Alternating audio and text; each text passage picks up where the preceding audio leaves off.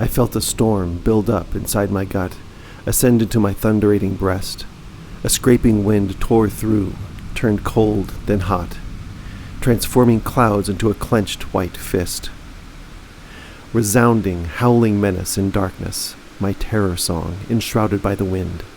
Then sheets of light revealed by crackling flash cast blackened shadow shapes against the din. Relentlessly cascading ice and fire debase my flesh and strip the mind from soul, eroding thought as hour washes hour. When tempest fails, the tempest takes its toll. When bluster falls to whisper and subsides, then I rebuild the ruined time inside.